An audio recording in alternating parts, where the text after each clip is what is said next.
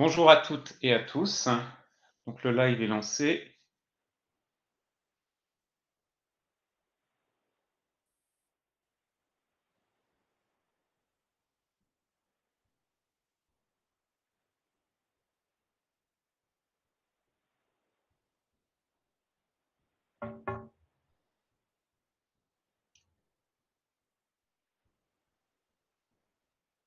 Alors, on va commencer dans quelques minutes. Je vous prie d'attendre un peu.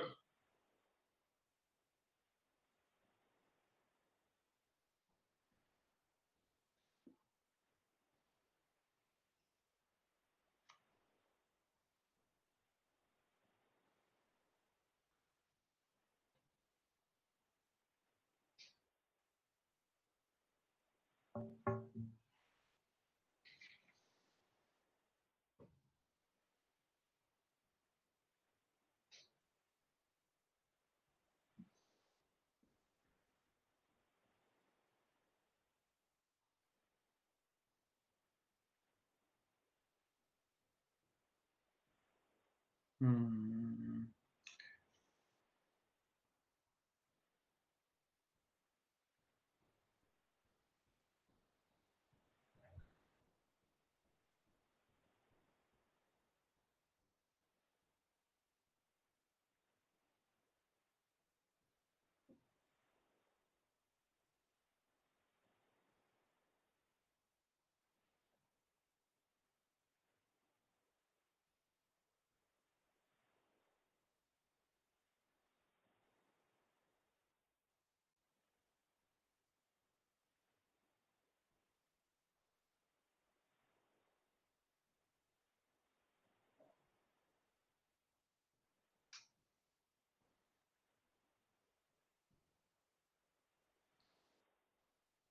Bonjour, je vois que vous êtes déjà quelques-uns arrivés. Ce que je vous propose, c'est qu'on commence dans quelques minutes. On a encore 4-5 minutes, on va attendre que tout le monde soit là et on pourra débuter sur notre décryptage. Euh, on essaiera de décrypter à ce niveau sur les conséquences de la guerre en Ukraine. Et je vois qu'il y a déjà quelques questions, donc je ne manquerai pas d'y répondre au fur et à mesure.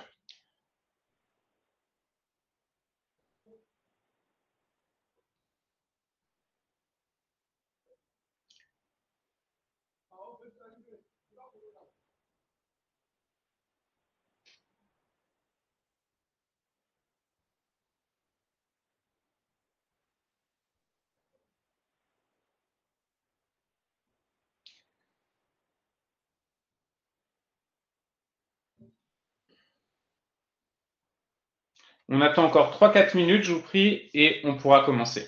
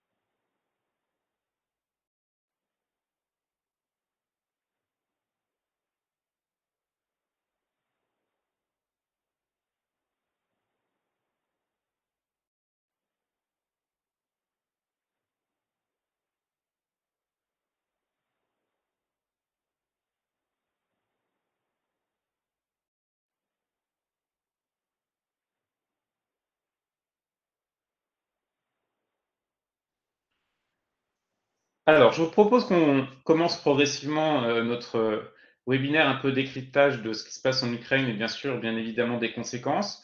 Comme d'habitude, vous avez toute l'attitude pour poser vos questions dans le chat. Alors, je vois qu'il y a déjà pas mal de questions, donc j'essaierai d'y répondre au fur et à mesure. J'espère pouvoir tout traiter. On a à peu près 1 heure ensemble, donc je pense que ce sera utile d'aborder tous ces sujets. Le point, comme d'habitude, une nouvelle fois, et je le rappelle, c'est tout simplement d'être très pédagogique et aussi d'échanger avec vous. Donc, j'ai prévu effectivement, vous voyez, une présentation, mais l'idée, c'est vraiment d'échanger et de répondre à vos différentes questions. Donc, vous pouvez déjà commencer à les poser. Si c'est pertinent, j'y répondrai au fur et à mesure de la présentation, et celles qui sortent un peu de ce que j'avais prévu en termes de présentation, je répondrai par la suite très rapidement. Alors, passons sur ce qui se passe en Ukraine. Le petit avertissement, comme d'habitude. L'idée, bien sûr, n'est pas du tout d'épiloguer sur la situation politique, géopolitique et militaire. On n'est pas là pour cela, mais vraiment de voir les conséquences en termes macroéconomiques. Il y en a beaucoup. Je vois que dans les questions, il y avait notamment une question sur l'éventuelle récession et également, bien évidemment, sur les marchés financiers, puisque c'est là où on a quand même quelques remous. Déjà, revoir juste du point de vue géostratégique ce qu'est l'Ukraine. Alors, je vous invite, parce que là, ça sort un peu du cadre, mais je vous invite à regarder. On a eu un très beau dessous des cartes sur Arte qui dure 5 ou 10 minutes de mémoire sur la géographie, la cartographie de l'Ukraine et qui va bien au-delà et qui est bien plus complet que ce que je pourrais évoquer. Simplement rappeler quel est aussi un enjeu. Pourquoi j'évoque cet aspect-là? Parce que ça a aussi des conséquences en termes d'inflation et de transport international. Concrètement, bien évidemment, vous le savez, l'Ukraine, c'est non seulement un passage pour les hydrocarbures russes, qui pouvait être contourné avec Nord Stream 2. C'est également et surtout un exportateur net très important de matières premières agricoles, bien évidemment blé et maïs notamment, mais derrière cela, c'est aussi des conséquences pour les engrais, on y reviendra dans un instant. L'autre point, c'est que si c'est un débouché maritime très important, puisque bien évidemment, ces différentes matières premières, il faut aussi les exporter avec la mer Noire et la mer d'Azov. Pourquoi je parle de cet aspect-là? C'est tout simplement qu'aujourd'hui, si vous regardez les derniers échanges qu'on a pu avoir avec des transporteurs maritimes, et on en a souvent parlé chez Saxo Bank, c'est qu'indéniablement, on avait déjà une congestion du transport international qui était bien présente avant la guerre. Typiquement, les données qu'on avait pour le port de Los Angeles au mois de janvier, port de Los Angeles, c'est à peu près 40% des importations aux États-Unis qui passent par le port de Los Angeles. On voyait déjà un engorgement qui était toujours présent. Donc, les congestions, même si au cas par cas, il y avait une légère amélioration, ce n'était pas significatif. Force est de constater, bien sûr, avec la guerre en Ukraine, que la congestion a de nouveau été accentuée. L'autre point, c'est que derrière cela, vous avez une envolée des prix qui est extrêmement importante. Premier élément qu'on vient de mentionner, et ça nous permettra aussi de relier un peu avec les marchés financiers. Tout simplement, vous avez aujourd'hui une situation en termes de transport international où les coûts du transport international vont continuer de très fortement augmenter. Pour la simple et bonne raison qu'on a à l'instant T encore une demande qui est très importante et on n'a pas suffisamment de porte-conteneurs en face. Le point qui va être très important à cet égard, c'est tout simplement de se dire que la hausse du coût de l'énergie va continuer d'être un point qui va être très important. La hausse au niveau du coût du transport international va aussi être un point qui va être très important, à minima pendant toute la période 2022. Tout simplement parce que aujourd'hui, les porte-conteneurs qui devraient arriver sur le marché, notamment, n'arriveront qu'à partir de 2023. Donc, vous voyez un premier élément où on va se rendre compte qu'il y a aujourd'hui ces tensions inflationnistes qui vont être persistantes, qui étaient, et c'est le point qui est extrêmement important de mon point de vue, qui étaient déjà présentes avant la guerre et qui vont indéniablement s'accentuer dans les mois à venir du fait justement de la guerre. Donc on est sur un phénomène accélérateur qui est extrêmement important. L'autre point, je sors un peu de l'aspect cartographie, l'autre point qu'il va falloir prendre en considération, c'est bien sûr les retombées du point de vue humanitaire. Alors, chez Saxo Bank, on a publié récemment sur le site, hein, en anglais en l'occurrence, une courte analyse de ce que ça représentait. Pour vous donner un ordre de grandeur, sachant que les chiffres évoluent très nettement, hein, là, ce sont les derniers chiffres qu'on a réussi à avoir qui remonte jusqu'au 5 mars, on a à peu près 1,5 million de réfugiés. Certaines statistiques un peu plus récentes, mais qu'il faudra corroborer par les Nations Unies, sont autour de 2 millions. Mais grosso modo, on a à peu près la moitié, si on part sur un chiffre un peu plus récent de 2 millions, qui se trouve aujourd'hui en Pologne. Le reste, c'est bien sûr dans les autres pays limitrophes, et on a une très faible minorité, 5% des réfugiés, qui se sont dirigés vers l'Est, en Russie, donc, dont la plupart sont au niveau du Donbass. Grosso modo, même si ça reste très complexe à prendre en considération, à voir comment la situation sur place va évoluer, les Nations Unies estiment au total qu'on pourrait avoir entre 5 et 7 millions de réfugiés dans les prochaines semaines. Donc, vous voyez effectivement le flux qui va être extrêmement important. À titre de comparaison, et même si bien sûr toutes les crises humanitaires sont très différentes, mais c'est pour juste vous donner un ordre de grandeur, au niveau de la crise syrienne, les chiffres officiels qu'on avait, c'est qu'on a eu 6,8 millions de réfugiés, et c'est en tout cas à l'instant T encore la plus grande crise de réfugiés en cours au niveau mondial. Si on regarde du côté du Venezuela, où là en revanche on avait quand même une partie de réfugiés qui étaient pour des raisons économiques beaucoup plus claires, on est aussi sur 6 millions de réfugiés. Donc on peut potentiellement dépasser ces chiffres-là. Donc vous imaginez finalement les conséquences aussi en termes économiques, macroéconomiques à ce niveau. Je ne vais pas m'appesantir trop longtemps sur cet aspect. Le point qui me paraît essentiel malgré tout, c'est bien sûr la dépendance énergétique à l'égard de la Russie au niveau européen. Alors, vous avez une zone à risque qui est très immédiate pour le marché, puisque demain et après-demain, on a le sommet de l'Union européenne qui aura lieu à Versailles. Vraisemblablement, à minima, on va discuter des sanctions supplémentaires à l'égard de la Russie. L'objectif à l'instant T, en termes d'informations qu'on a, c'est que l'Union européenne va souhaiter réduire sa dépendance d'environ 3/4 d'ici à la fin de l'année au niveau des hydrocarbures russes. La pression est très importante, bien sûr, sur l'Allemagne, qui est un peu le pays qui freine à ce niveau-là. Vous le voyez ici graphiquement, à la fois les approvisionnements en gaz de l'Allemagne. Alors, c'est bien sûr très prépondérant au niveau de la Russie, c'est sans surprise à cet égard. Et d'ailleurs, si vous regardez les 3 pipelines aujourd'hui qui sont opérationnels entre la Russie et l'Europe, vont tous déboucher en Allemagne. Et ensuite, vous avez ce visuel qui vous montre la dépendance au gaz russe. Alors, bien évidemment, vous voyez que nous, au niveau de la France, on est plutôt, j'oserais dire, bien positionné, puisqu'on est autour de 22%, donc on n'est pas dans les pays les plus dépendants. L'Union européenne est en revanche autour de 40%, avec, ce qui est assez intéressant malgré tout, des pays d'Europe de l'Est qui sont bien plus dépendants, mais qui sont en faveur de sanctions à l'égard de la Russie qui soient très massives. Hier, vous l'avez vu, on a eu les États-Unis qui ont décidé des sanctions aussi à ce niveau. Le point qui est important, c'est qu'on reste sur des marchés qui sont très volatiles, et donc je tiens vraiment à le mentionner, et on va essayer de voir un peu par la suite quelles sont les valeurs qui s'en sortent mieux que les autres, mais indéniablement, il faut avoir bien conscience de cet aspect-là. Je vois qu'il y a énormément de questions, donc surtout, n'hésitez pas à les poser.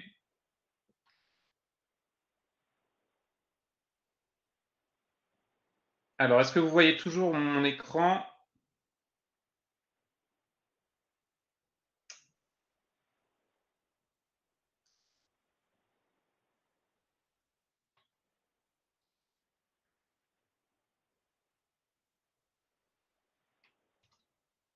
Ici, vous avez un graphique que je vous présente, qu'on a mis souvent en avant chez Saxo Bank. C'est un indicateur de risque géopolitique qui, vous le voyez, renoue avec ses points hauts d'il y a 20 ans. Alors, vous avez une petite explication. On aime bien cet indicateur chez Saxo Bank. Il a été créé très récemment, en 2017. Et c'est dans le cadre des travaux de la Réserve fédérale américaine. C'est intéressant, tout simplement parce que c'est le seul indicateur aujourd'hui qui nous permet d'avoir une visibilité sur le très long terme. Là, je vous remontais tout simplement au début des années 2000, puisque ça faisait sens, mais l'indicateur nous montre effectivement jusqu'à la fin du 19e siècle. Et grosso modo, effectivement, on a eu 4 à 5 périodes où on a eu un très fort pic de cet indicateur. Et bien sûr, la dernière période aujourd'hui, c'est la guerre en Ukraine. Le point qui est important, c'est plus un baromètre pour nous pour surveiller les points de tension qu'autre chose, puisqu'il est assez mal corrélé avec les actifs financiers. On pensera assez logiquement d'essayer de voir la corrélation avec l'or. qui est pas très bonne. Mais en revanche, c'est vrai que c'est un indicateur qui vous permet d'avoir un peu de visibilité sur ce qui se passe, des points de tension éventuels et aussi de comparer quels sont les points de tension, puisque vous voyez typiquement, lorsqu'on avait la guerre commerciale avec les États-Unis, on n'était pas sur des points de tension qui étaient aussi importants que cela du point de vue comparatif sur les dernières décennies, hein, si on regarde simplement sur les 2 dernières décennies. Ici, on rentre un peu plus dans le vif du sujet. Vous le savez, le point qui va être essentiel, et vous le voyez très bien, parce que j'ai vu vous avez été certains à faire des commentaires sur le fait que vous n'aviez pas vendu, et effectivement que c'était un peu compliqué en termes de marché.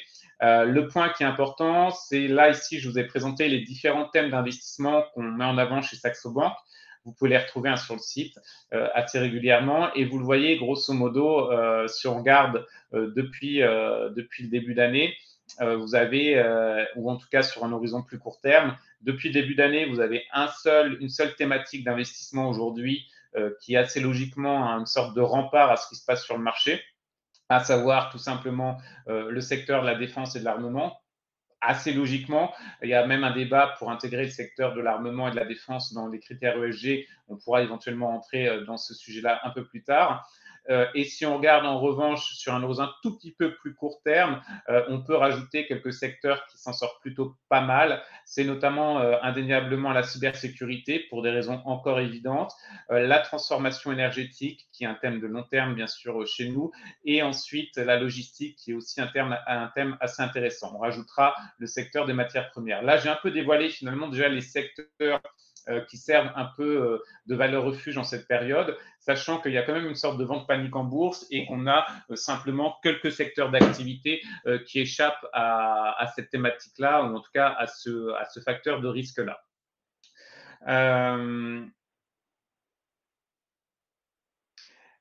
Si on avance un peu, parce que je vois qu'il y a énormément de questions, donc je vais essayer d'y répondre. Je pense qu'on passera à la fin. N'hésitez pas à continuer à poser vos questions et on y passera à la fin. Je n'ai pas prévu énormément de slides dans tous les cas. Si on regarde au niveau flux, aujourd'hui, il est très très clair. Ça explique bien évidemment le fait que les actions européennes chutent très lourdement. Ça explique également le fait qu'on a eu l'euro qui a chuté très lourdement. Vous avez des flux du côté des investisseurs qui sont sortants de l'Union européenne, et notamment les investisseurs américains se désengagent, se délestent très massivement de tous les actifs européens. Un peu sans distinction d'ailleurs, puisque vous avez aussi, et bien évidemment, même s'il y a une résilience un peu plus importante du côté des grosses valorisations qui sont plus liquides. Si vous regardez typiquement sur les small et mid cap, c'est un peu l'hémorragie. Il y a une valeur que j'aime bien parce que je pense que c'est une belle pépite, même si elle a eu une introduction un peu compliquée en 2021, c'est Believe. Believe qui est effectivement sur l'accompagnement digital pour les labels et les artistes indépendants. Je n'ai pas regardé le dernier chiffre aujourd'hui, mais depuis le début de l'année, on était sur une baisse à peu près de 30%, sachant que c'est une mid-cap. Si vous regardez sur des small-cap, l'hémorragie, elle est encore plus importante. Donc, il y a quand même un phénomène de panique qui est très important. Quand on est sur des phénomènes de panique, ça veut dire qu'on se déleste d'actifs un peu sans distinction. Aujourd'hui, force est de constater et c'est ce que vous présente ce graphique au niveau des valeurs industrielles européennes, américaines, la différence sur un forward, sur les forwards au niveau des 12 mois, ce que vous présente ce graphique, c'est qu'effectivement, aujourd'hui, il y a très très largement un positionnement qui est plutôt positif du côté américain sur les valeurs américaines, beaucoup plus que sur les valeurs européennes. Ça reflète ce que j'avais indiqué précédemment, à savoir qu'en termes de flux, vous êtes effectivement sur une situation qui est un tout petit peu complexe. Je vois qu'il y a quelques questions au niveau du chat pour la présentation. Sachez que vous pourrez retrouver la présentation. Elle sera mise en ligne ensuite sur le site de Saxo Bank France d'ici quelques jours. Donc, vous pourrez le retrouver et bien sûr, on la diffusera et je la diffuserai moi-même aussi sur mes propres réseaux sociaux. Vous pourrez retrouver. Il n'y a pas énormément de graphiques. Ce sera plus un échange dans tous les cas. Mais donc, voilà, en termes de flux, très, très clair, désengagement des investisseurs étrangers, notamment des investisseurs américains. Ils considèrent, peut-être à juste titre, que l'Europe sera en tout cas plus touchée à court moyen terme que les États-Unis. Bon, c'est un jugement qui est assez logique et intuitif. Alors, j'ai pas énormément de slides comme je vous avais dit, puisque je savais qu'il y aurait une tonne de questions. Ici, je vous présente quelques secteurs qui sont aujourd'hui présentés comme résilients. Je les avais un peu présentés précédemment au niveau de nos thèmes d'investissement chez Saxo Bank. Grosso modo, les sortes de valeurs refuges, entre guillemets, qui sont présentées, ça me permettra de relier avec quelques questions que j'ai pu voir, c'est que vous avez les matières premières au sens large qui vont être impactées soit directement, soit indirectement par la guerre en Ukraine, qui augmente très lourdement. C'est typiquement tout ce qui est métaux précieux, métaux qu'on va retrouver type nickel et qui étaient déjà sur des tendances ascendantes du fait de la transition énergétique, typiquement sur le lithium ou le nickel. Vous allez bien sûr avoir le pétrole. Donc les valeurs adossées au pétrole aujourd'hui sont plutôt résilientes. Sur le pétrole, un point qui est très important, parce que je vois qu'il y a cette question au niveau du chat, jusqu'où ça peut monter. Au niveau du pétrole, le point qu'il faut bien prendre en considération, c'est que ça ne peut pas monter de manière stratosphérique sans limite.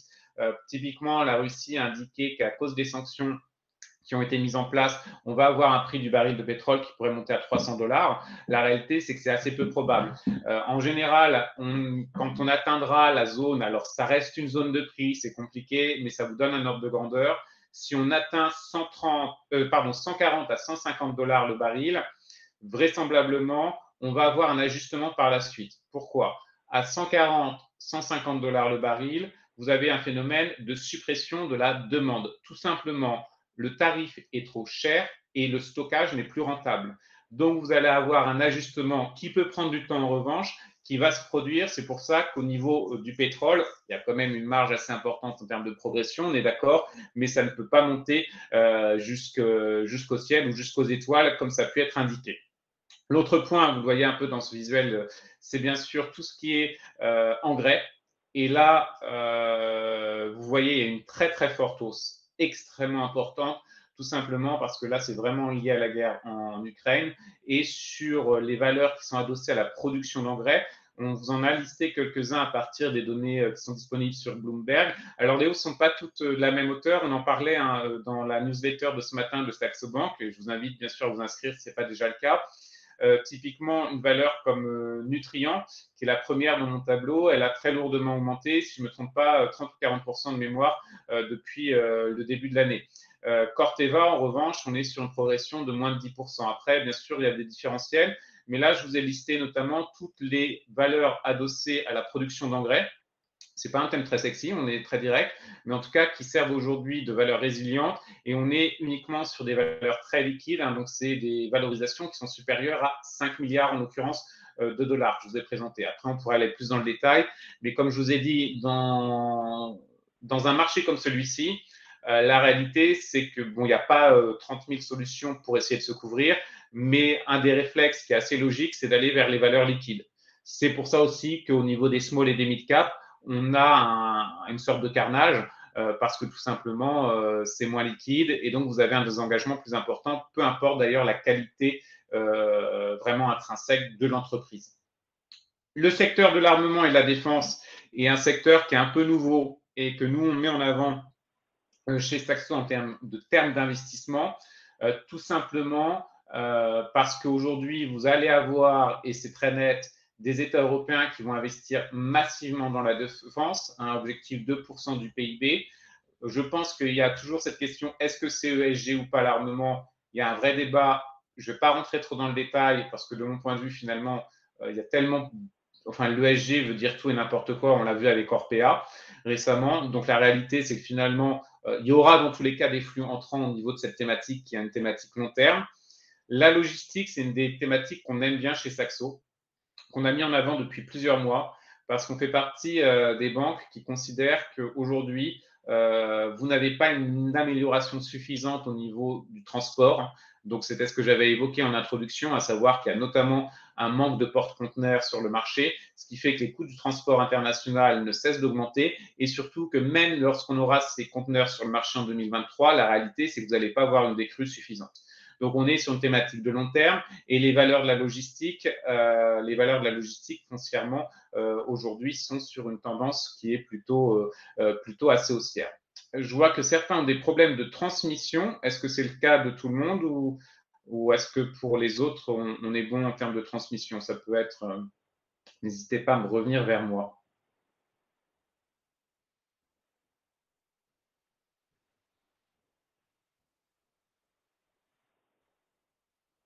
Est-ce que vous m'entendez toujours?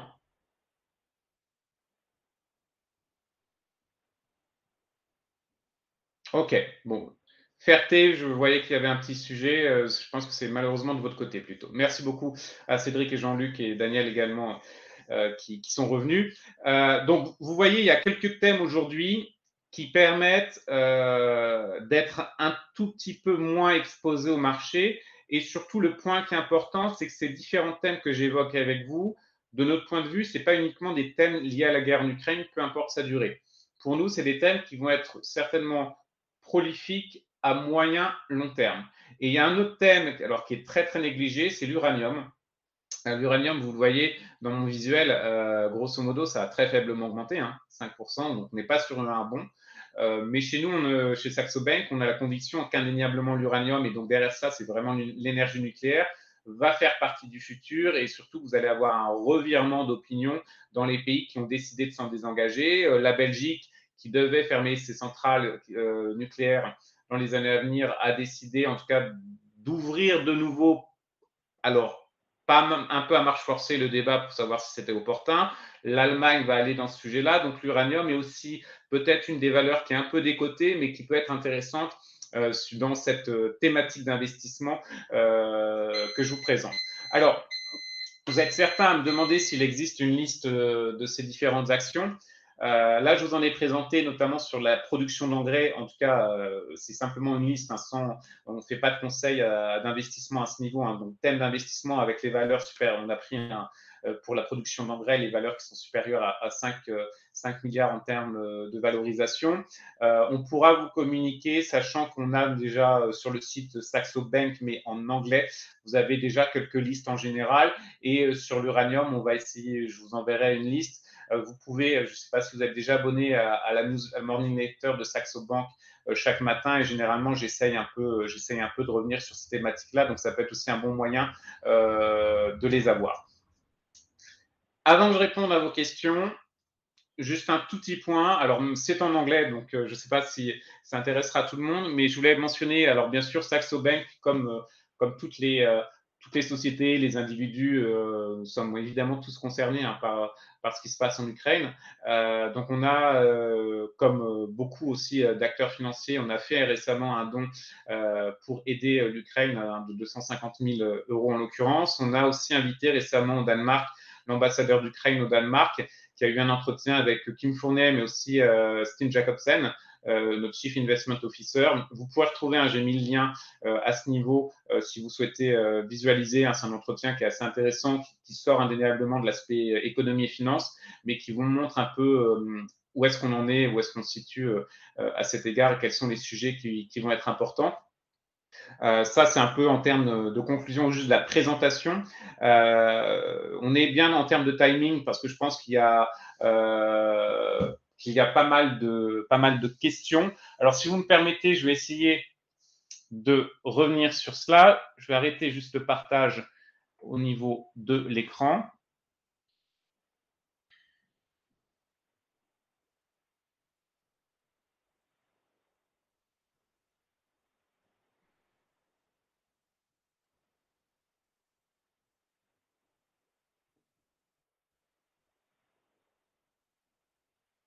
Juste. Alors, sur les différentes questions que vous avez, le point qui me paraît important à prendre en considération, je pense qu'il y a un petit souci au sujet de ma webcam, je voulais la mettre, donc ça ne semble pas fonctionner, donc je vous mets de nouveau le slide, mais ça n'empêche pas de revenir sur les différentes questions. Alors, vous avez pas mal de questions, je vais revenir au fur et à mesure. Je vois qu'il y a quelques questions sur Gazprom. Donc, là, comme la cotation de l'action Gazprom cotée sur le Xtra a été interrompue, que va-t-il passer sur cette valeur à court et moyen terme?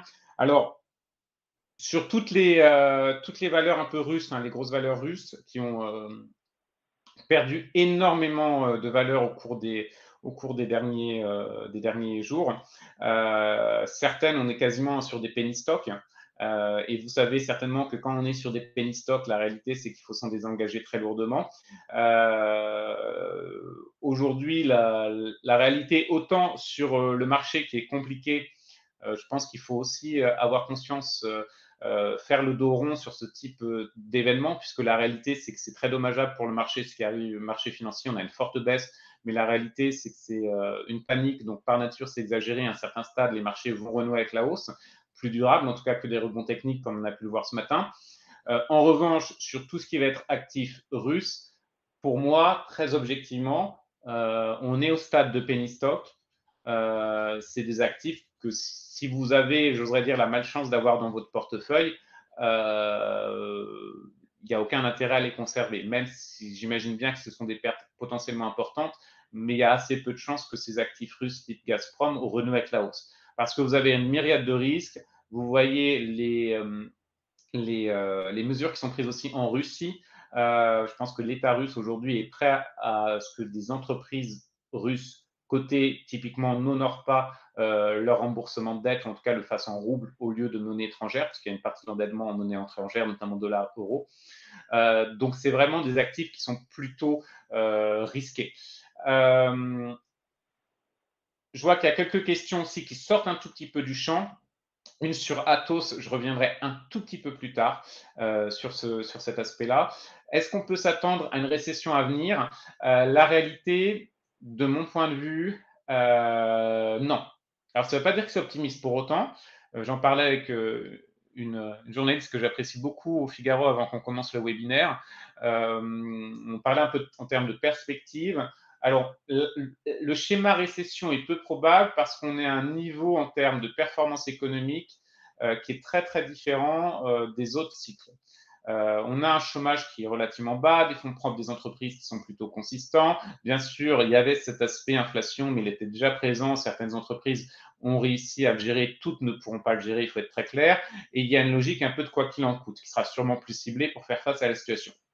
En revanche, cela étant dit, et là, désolé d'être un peu pessimiste, notre scénario chez Saxo, c'est la stagflation. Très clair, en 2022 et en 2023. Qu'est-ce qu'on entend par là? Alors, il y a une petite différence avec les années 70, parce que dans les années 70, la réalité, c'est que les salaires augmentaient, soit autant, soit voire plus que l'inflation. Aujourd'hui, très objectivement, les hausses de salaire en zone euro sont marginales. Je vais vous donner un chiffre qui va peut-être vous choquer. En Italie, vous avez une hausse des salaires en moyenne qui est de 0,6% sur un an. En Allemagne, en Autriche, aux Pays-Bas, où vous avez eu récemment des négociations salariales, on est autour de 2-3%. Qu'est-ce que ça veut dire? Ça veut dire que dans tous les cas, quand vous avez un chiffre d'inflation qui est à l'instant T quand même proche de 6%, qui va certainement bondir au-delà de 6% en zone euro, vous avez une compression sans précédent du pouvoir d'achat. Et bien sûr du premier quintile, qui va être plus touché puisqu'il est plus vulnérable, quintile de la population, puisqu'il est plus vulnérable à la hausse des produits de première nécessité. Mais ça va être, je pense, extrêmement complexe à gérer. Et surtout, soyons très directs, la hausse aujourd'hui des prix de l'énergie et la hausse du cours des matières premières, c'est simplement le haut de l'iceberg. Si vous regardez bien, vous avez une hausse quasi généralisée de l'intégralité des intrants dans les processus de production. Je vais vous donner un exemple très précis.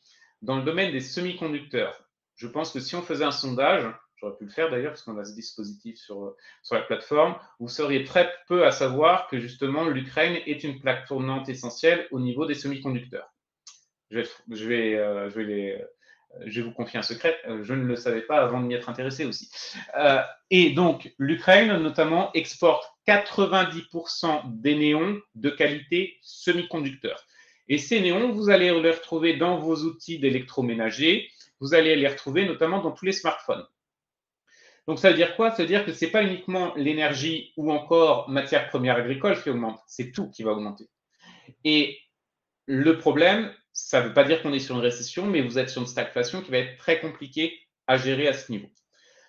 Désolé d'avoir été un peu pessimiste hein, pour l'aspect macroéconomie. Je vois que vous êtes beaucoup à voir et j'ai pu échanger avec beaucoup de clients ces derniers temps. Bien évidemment, et investissant moi-même en bourse, je connais les périodes difficiles aussi, comme vous.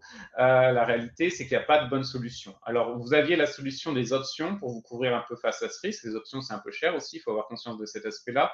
Bien évidemment, il y a toujours cet aspect diversification, mais très objectivement, ça reste très complexe dans les conditions de marché actuelles.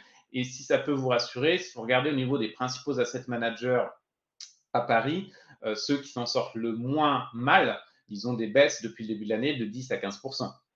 Et les autres sont sur des baisses parfois beaucoup, beaucoup, beaucoup plus importantes. Qu'est-ce que ça veut dire? C'est-à-dire qu'aujourd'hui, l'une des solutions, pas la seule, c'est plutôt de faire le dos rond. C'est-à-dire si vous avez une baisse dans votre portefeuille de 30 à 40%, ce que font les asset managers, ils ne vendent pas. Ils vont attendre que la tempête se calme. Et la réalité, si vous avez investi sur des entreprises qui, souhaitons-le, ne soient pas en tout cas directement impactées sur le long terme par la Russie et l'Ukraine, et qui sont des entreprises solides, à un certain stade, ça va renouer avec la hausse. Donc faire le dos rond, c'est compliqué, j'en ai conscience, quand on voit son portefeuille qui diminue lourdement, mais vendre avec des moins-values de 30, 40, 50%, c'est parfois très, très risqué. Donc ça, c'est un peu, et je m'applique également ce type de conseil, puisque je pense qu'il faut avoir conscience de cet aspect-là. Euh, Aujourd'hui, on l'a vu, hein, on a une tentative pour le marché d'effectuer des rebonds techniques. Il était assez puissant quand même ce matin. Il a notamment favorisé les valeurs bancaires.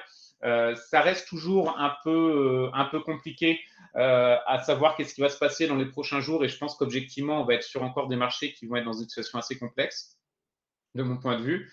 On ne va pas s'en sortir tout de suite et surtout, il n'y a pas de solution idéale. Concrètement, autant une banque centrale, on a découvert qu'elle pouvait faire quelque chose face à la pandémie et surtout au confinement, autant une banque centrale, elle ne peut pas faire grand-chose face à la guerre.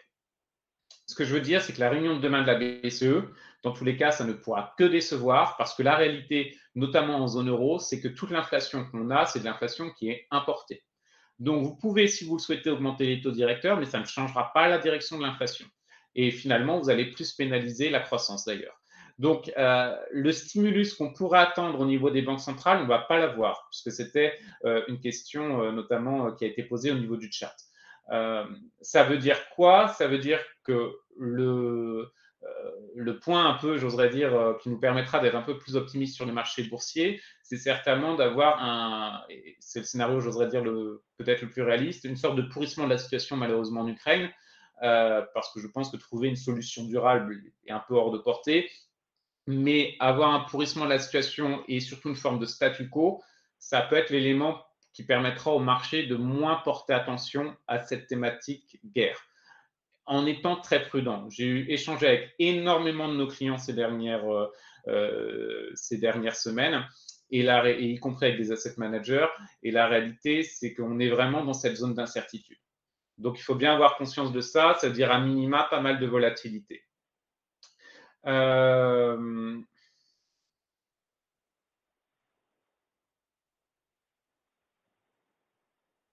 Alors, l'Ukraine dépend du gaz russe, puisque vous avez un oléoduc qui passe en Ukraine. Et vous aviez, alors vous en souvenez peut-être pas, c'était quand ma mémoire flanche un peu, mais il y a plusieurs années de cela, on avait toujours cette question du chantage de la Russie l'hiver qui revenait sur la table et qui allait notamment couper l'approvisionnement en gaz à l'Ukraine et au reste de l'Europe. Il y avait quelques années de cela, on avait ce sujet qui était sur la table.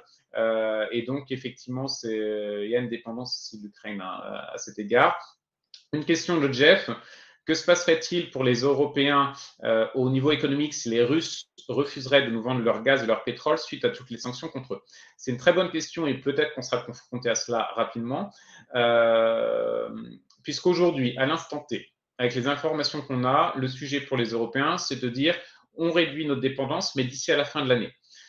La réalité, c'est qu'on peut tout à fait imaginer que la Russie, considérant que dans tous les cas, elle perdra des parts de marché tôt ou tard, elle pourrait décider politiquement de couper l'approvisionnement en gaz et en pétrole.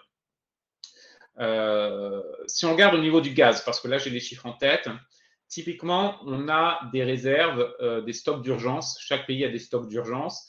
De mémoire, la France en a autour de 10 semaines de stock de gaz. Donc théoriquement, ça nous permet de passer la transition vers le printemps. Le pays qui est le plus exposé, c'est très clairement l'Allemagne, parce que je crois que l'Allemagne n'a que pour 6 semaines de stock de gaz de mémoire. Ça vous donne un peu des ordres de grandeur, et certains pays en ont beaucoup plus, typiquement, je crois, l'Espagne, 22 semaines. La réalité, c'est qu'à l'instant T, si ça doit arriver cette semaine, typiquement, vous allez puiser dans les stocks de gaz. Vous allez bien sûr avoir une envolée du prix du gaz, ça c'est encore clair. La question, c'est est-ce que d'ici à l'hiver prochain, on pourra être moins dépendant de la Russie et donc finalement trouver de nouveaux approvisionnements. Aujourd'hui, le deuxième fournisseur de l'Europe, c'est la Norvège. Le problème avec la Norvège, c'est qu'elle a atteint ses limites en termes d'exportation de gaz. Elle ne peut pas faire plus. Le troisième, si on se tourne vers le troisième, c'est l'Algérie. L'Algérie est très volontaire pour nous vendre plus de gaz, simplement il y a un problème d'infrastructure. Donc il faut construire des infrastructures qui sont idoines, ça veut dire des milliards en face, et ça veut dire aussi prendre du temps. 1 ou 2 ans, et là je pense être quand même très optimiste. Donc l'autre solution qui est un peu immédiate, c'est tout simplement que les Américains nous vendent du gaz liquéfié. C'est une solution très court terme parce qu'il y aura aussi sur le long terme un problème d'infrastructure qui va se poser. Mais disons qu'il y a des solutions qui sont sur la table qui ne vont pas permettre en tout cas d'éviter une hausse plus continue des prix des hydrocarbures, mais il y a des solutions. Ce que je veux dire, c'est qu'à priori, il n'y aura pas une en cas, si la Russie ferme le robinet, demain, vous ne serez plus dans une situation où vous n'aurez pas accès au gaz, typiquement. Les autres questions. Donc, j'ai déjà répondu sur Gazprom. Quel serait l'impact sur l'euro et éventuellement le dollar sur la crise actuelle? Alors, c'est assez amusant, entre guillemets. Le marché d'échange avait très, très peu réagi initialement quand même à ce qui se passait alors, initialement, c'était plus des tensions avant que ça devienne une guerre. Le marché d'échange a réagi finalement, je me souviens, c'était au matin, le 24 février, lorsque la Russie a envahi l'Ukraine. De nouveau, lorsqu'on a eu les sanctions SWIFT, donc le dimanche, là la date m'échappe, mais le dimanche, parce que les marchés en Asie ont ouvert, on a eu aussi un gros décalage de prix. Aujourd'hui, on est sur un fonctionnement un peu normal du marché d'échange en période d'aversion au risque, c'est-à-dire que vous allez sur les valeurs refuges, dollars, francs suisses et yens. C'est très très clair. Il y a une petite spécificité, on voit que les devises matières premières affichent de bonnes performances. Je penserai notamment au dollar australien. C'est lié tout simplement à la hausse du prix des matières premières en règle générale et à des politiques monétaires un peu plus restrictives. Typiquement, l'Australie, qui est assez éloignée quand même du sujet Ukraine-Russie, a très clairement laissé entendre qu'elle allait augmenter ses taux directeurs, donc il y a ce différentiel qui joue. Sur l'euro-dollar, c'est très dur d'avoir une perspective. Il y a eu un mouvement indéniablement de baisse qui était exagéré, donc à un certain stade, c'est la même chose que sur les actions, ça va rebondir, mais je n'ai pas de visibilité, on n'a pas d'éléments à cet égard. Est-ce que ça peut aller plus bas? Oui, clairement, parce qu'il y a ce sujet, comme j'ai évoqué avec vous, il y a ce sujet éventuellement représailles russes, sanctions russes qui pourraient être sur la table.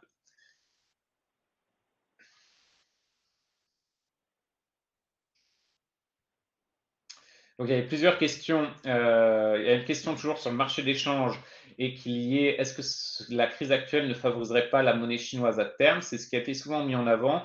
Je suis assez dubitatif et je vais être très direct avec vous parce que aujourd'hui, il y a toujours un problème de convertibilité du yuan chinois. Tant que ce problème de convertibilité ne sera pas complètement résolu, ça ne pourra pas remplacer l'euro ou le dollar. Donc après, c'est le moins mauvais substitut typiquement pour la Russie, typiquement pour le secteur bancaire russe, lorsqu'il aura besoin d'avoir des prêts, il va se diriger vers les banques chinoises qui font des prêts en yuan parce qu'il n'a pas le choix, mais le meilleur des scénarios, ça reste quand même le dollar ou l'euro.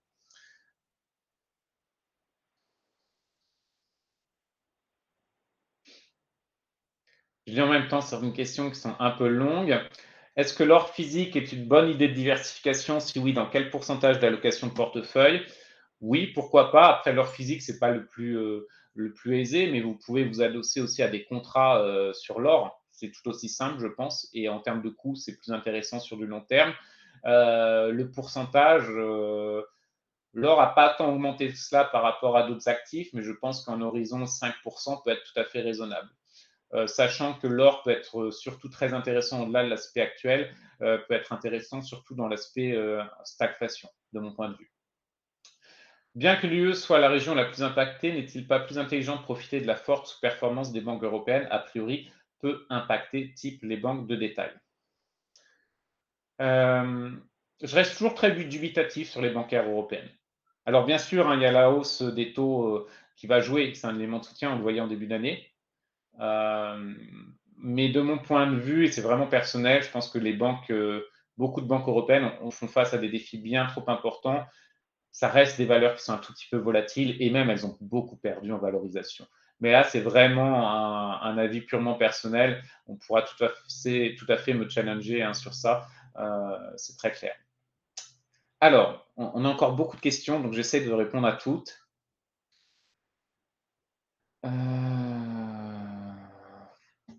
Alors, sur la présentation, je sais que certains souhaitent la voir. Comme je vous l'ai dit, hein, vous aurez normalement le lien la vidéo sera publiée ensuite, hein, donc vous pourrez tout à fait la voir.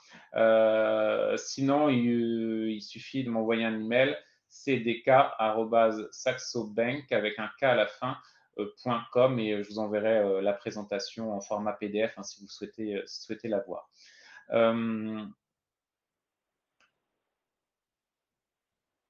Sur les ventes de gaz russe, oui, la Russie va vendre à la Chine alors, et à l'Asie du Sud-Est, ce qu'elle faisait déjà hein, typiquement en fin d'année, l'Asie du Sud-Est était prête à payer plus cher du gaz russe, donc c'est la loi du marché, la Russie envoyait plus tout simplement l'Asie du Sud-Est.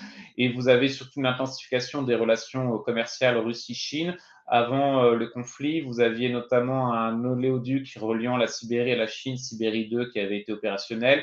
Et vous avez eu la signature entre la Russie et la Chine de contrats de 25 ans, donc c'est quand même très long, d'approvisionnement en gaz. Donc oui, alors c'est pas un substitut complet, mais indéniablement, la Russie avait déjà prévu d'être moins dépendant en termes de rentrée là, financière de la part de l'Europe.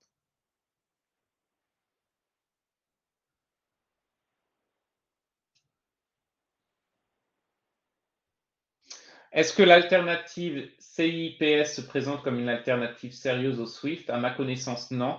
Je reste très très dubitatif sur cela. Mais il y a quand même des moyens de contourner hein, pour la Russie SWIFT. Et surtout, pour rappel, il y a quand même une minorité de banques qui sont concernées, même si ce sont des grosses banques. Après, cette liste pourra éventuellement être accentuée, mais à mon avis, non. L'effet sur les cryptos, j'ai vu qu'il y en avait plusieurs questions sur les crypto-monnaies. Alors, de mon point de vue, très très clairement, on est sur, pour moi, les crypto-monnaies, en règle générale, je ne vais pas entrer dans toutes, c'est plutôt un actif à risque. Il y a une bonne corrélation avec le Nasdaq, on s'est rendu compte quand même sur le moyen long terme. Donc c'est plutôt vu comme un actif technologique et c'est pas aberrant finalement puisque de mon point de vue c'est l'aspect technologique qui est intéressant derrière les cryptos, beaucoup plus qu'un actif valeur refuge. Alors bien sûr, hein, on l'a vu hein, ce matin il y avait le rebond comme je vous le disais au niveau du CAC 40, les bancaires en ont profité, on a vu aussi que le rebond il était perceptible sur les cryptos, mais de mon point de vue ce n'est pas le bon moyen outil de couverture. Si c'est ça vraiment la question, vous avez des outils de couverture qui sont beaucoup plus performants à court, moyen, long terme. Ce qui n'induit pas que ce n'est pas intéressant d'avoir des cryptos, puisque chez Saxon, on l'a mis en avant aussi, mais plus dans une perspective diversification en étant adossé à des thématiques technologiques. Là encore, hein, bien sûr, il y a tout un débat sur les cryptos, donc on pourra tout à fait ne pas être d'accord, mais ça vous donne un peu un aperçu à cet égard.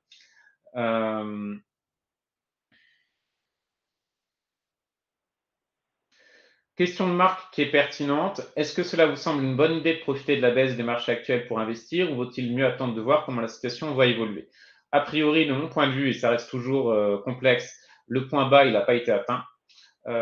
Si vous êtes sur le marché, comme je vous ai dit, il y a quand même, alors il faut se repositionner s'il y a un vrai sujet, mais clairement, il faut faire le dos rond.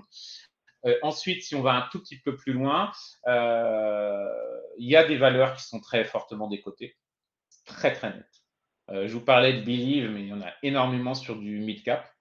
Et on commence à voir, et ça c'est un point qui est important, on commence à voir comme les valorisations ont fortement baissé, on commence à avoir des fonds qui vont faire leurs emplettes en bourse. C'est-à-dire qu'on a le fonds KKR qui notamment s'intéresse à racheter une belle petite pépite française dans le domaine des énergies renouvelables, surtout de la biomasse. Alors, on est au stade des rumeurs, ça a été annoncé hier, mais c'est un beau sujet, c'est-à-dire, je pense que c'est encore un peu trop tôt, mais à un certain stade, ce sera le moment de faire ses emplettes parce que les valos ont baissé et certaines entreprises, comme je vous disais, sont sur des niveaux de valorisation qui ne représentent pas soit la réalité à l'instant T du business model, soit tout simplement les évolutions à prévoir. J'espère avoir un peu répondu à votre question, Marc. Sur les autres questions, il nous reste une quinzaine de minutes, donc n'hésitez pas. Il y en a certaines, je vais aller un peu plus vite parce que parfois, je vous avoue que je n'ai pas automatiquement de réponse pertinente. Typiquement, celle de Pierrick, avec cette crise en Ukraine, n'est-ce pas le moment de miser sur les agros en Inde? Le marché indien, c'est extrêmement intéressant. Je crois qu'on avait regardé ça chez Saxo. Si on regardait la performance du marché boursier, notamment indien, sur les 20 dernières années, si je ne me trompe pas, on était sur une excellente performance. Après, c'est un marché émergent, c'est un marché compliqué. Et je pense très clairement que ça ne s'adresse pas à tout le monde. C'est des marchés qui sont très, très, très complexes. Mais si vous avez et vous semblez avoir quand même une connaissance du marché indien, ça peut être en revanche pertinent à ce niveau. Total Energy ne s'est pas retiré de ses projets en Russie. Quel avenir pour ses autres projets?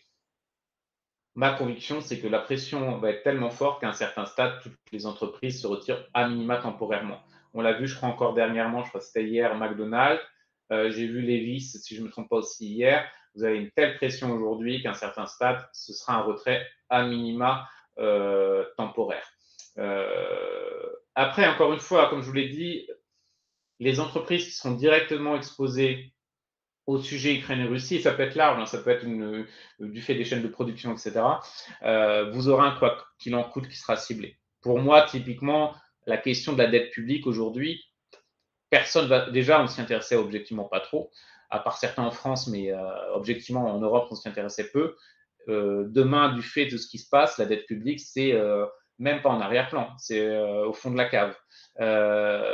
Donc vous aurez des actions étatiques. Et je voyais qu'il y avait une question notamment qui fait lien, je vais la retrouver,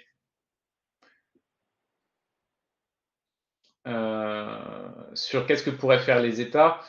Typiquement, effectivement, vous allez avoir des mesures aussi d'aide aux citoyens. Comme je vous le disais, le premier quintile de la population va être énormément touché par ce qui va se passer en termes d'inflation. Donc, vous aurez des chèques énergie qui vont être certainement élargis. Vous allez avoir des indemnités inflation peut-être un peu plus ciblées. Tous ces mécanismes, ils coûtent très très cher à l'État, mais c'est des mécanismes efficaces en revanche.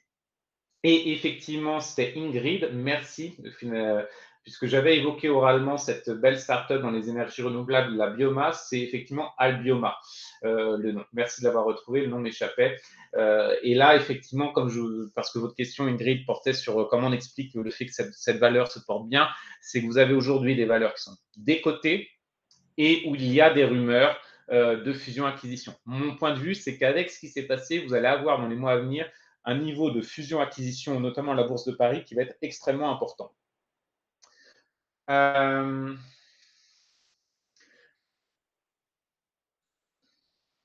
Quelle durée dans le temps pour la hausse des engrais, Philippe? La réalité, c'est qu'effectivement, je pense qu'il faut saisir l'opportunité. Autant je vous ai présenté des thèmes d'investissement chez Saxo Bank où on considère qu'il y a vraiment une opportunité sur le très long terme, typiquement l'uranium, ou qui a pas fortement augmenté, mais qui a une belle opportunité selon nous. Sur les engrais, là, c'est plus court terme, et c'est vraiment lié à la guerre en Ukraine. Donc, c'est du court terme, hein, très clairement. Daniel, il y a eu beaucoup de nouveaux investisseurs en bourse ces 2 dernières années. Est-ce que l'on sait quel est leur comportement sur la première crise pour eux? Alors, j'ai discuté avec certains qui avaient ce profil. Indéniablement, c'est le premier choc pour eux, et c'est un choc un tout petit peu brutal. Maintenant, je pense que la plupart ont conscience que quand on investit en bourse, c'est quand même sur du long terme, sauf si on est sur des spécificités, des trading, scalping, vous avez toutes ces spécificités-là, mais c'est peu le profit de ces nouveaux investisseurs. Et ils ont conscience qu'en tout cas, il faut faire, je reprends beaucoup ce terme, il faut faire le dos rond à l'heure actuelle, et on n'a pas vu, en tout cas à l'instant T, moi, je n'ai pas pu constater qu'il y avait des ventes massives de la part de ce type d'investisseurs, c'est-à-dire un retrait massif.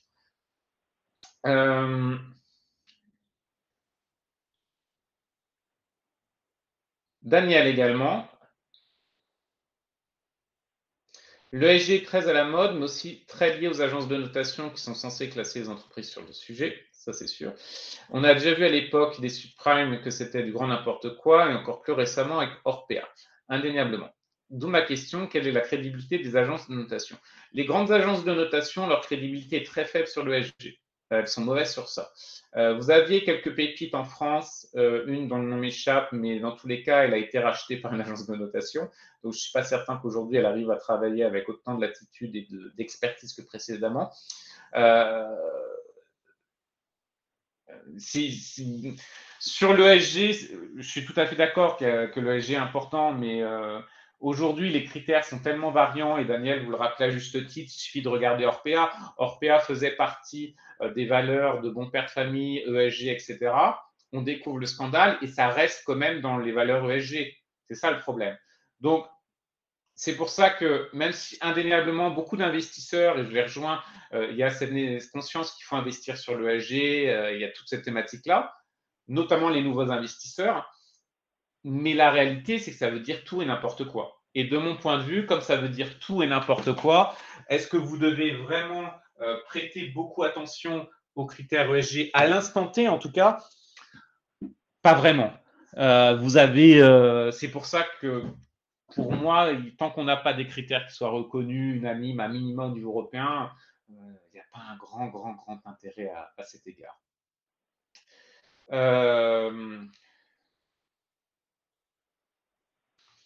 Que risquent de devenir des titres comme Lukoil et Gazprom détenus chez Saxo? Alors, indéniablement, je ne vais pas remplacer nos équipes de sales trading, etc., qui vous tiennent au courant.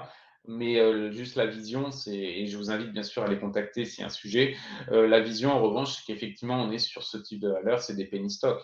Et personne ne vous conseillera d'avoir des penny stocks dans votre portefeuille.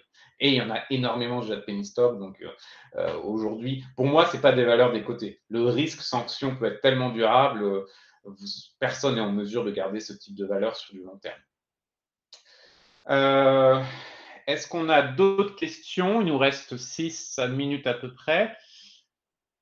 En tout cas, c'est plaisant d'avoir eu énormément de questions. Je savais que le sujet s'y prêtait énormément. Aurélien, en cas d'annexion de l'Ukraine, quid des entreprises étrangères en Ukraine? Des pays comme l'Angleterre, la France, les États-Unis seront-elles fortement sanctionnées? Potentiellement, et même d'ailleurs, si on n'a pas une annexion de l'Ukraine, ça peut être effectivement un sujet. En revanche, les entreprises qui sont basées en Ukraine, étrangères basées en Ukraine, c'est très minoritaire. Il y a peu d'exposition, donc en tout cas, c'est pour ces entreprises-là, disons, encaissable. Claude, que pensez-vous des foncières? Et il y avait Athos aussi qui sortait un peu du thème. Sur les foncières, et Alstom, je vois aussi.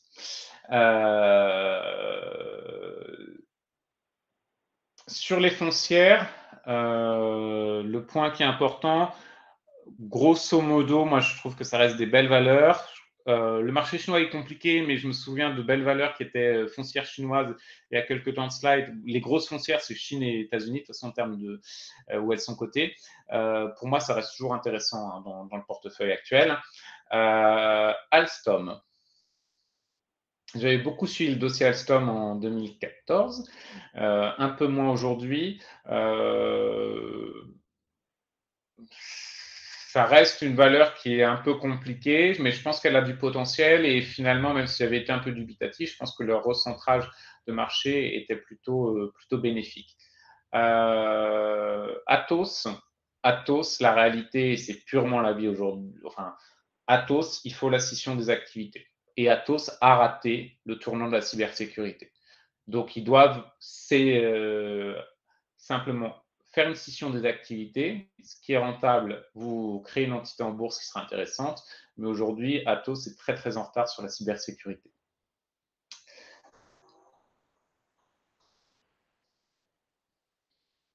Est-ce que les États peuvent intervenir et bloquer des marchés à terme sur des matières premières nourricières type blé ou maïs? Non, a priori.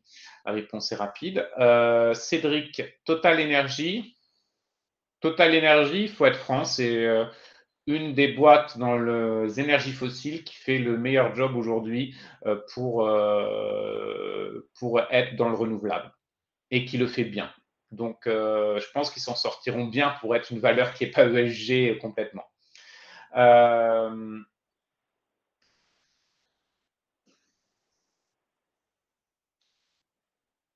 Sur NOL en Ukraine, va-t-elle reprendre son cours? Je vous avoue que là, j'ai pas d'informations particulières. C'est un fournisseur de gaz et de pétrole, Pierrick. Là, j'ai pas d'informations malheureusement, mais je pourrais essayer de regarder. Et si vous êtes client Saxo, n'hésitez pas à m'envoyer un email. Je répondrai. Je vous ai donné mon email, c'est descar@saxobank.com.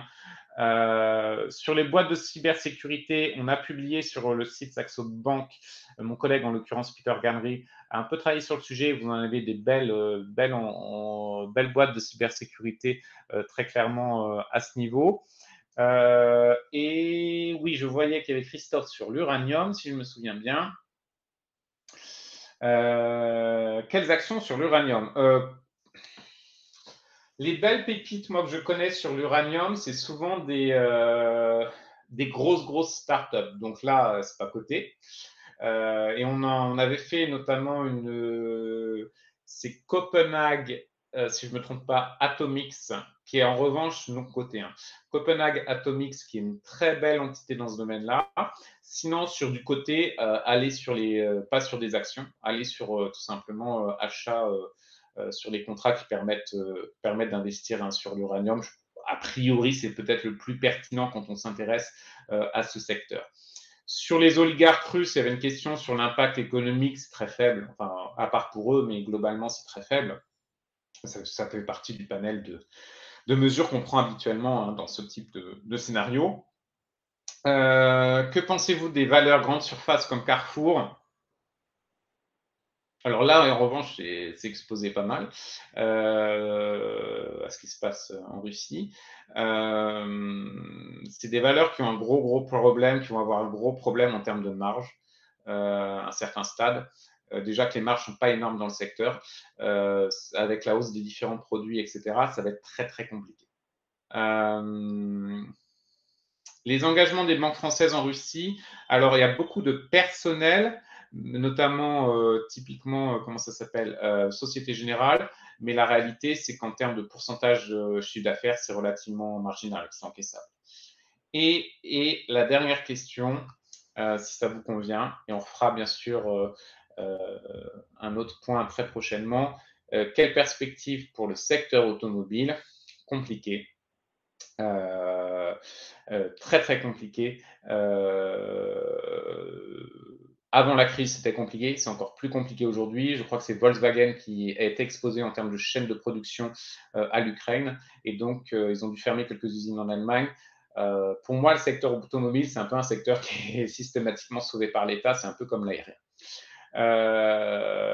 Thierry, je vous inviterai à revoir le replay puisque j'ai évoqué déjà les cryptos. Et le tout dernier, Loïc, quel est votre avis sur l'impact sur le Nasdaq? Indéniablement, comme on est sur un repli sur les valeurs refuges, c'est complètement normal que le Nasdaq chute. Maintenant, le Nasdaq a essentiellement augmenté ces dernières années grâce à 5-6 grosses boîtes tech. Elles ont un très beau potentiel, donc ça augmentera de nouveau.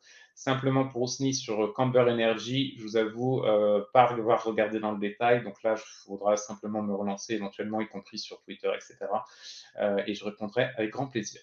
Voilà, on a eu 1 heure. Merci beaucoup pour toutes vos très nombreuses questions. Et je savais qu'il y en avait énormément. C'est pour ça que je n'avais pas prévu une longue présentation PowerPoint. Ce n'était pas l'idée. Vous retrouverez, comme je vous ai dit, le replay. Bien évidemment.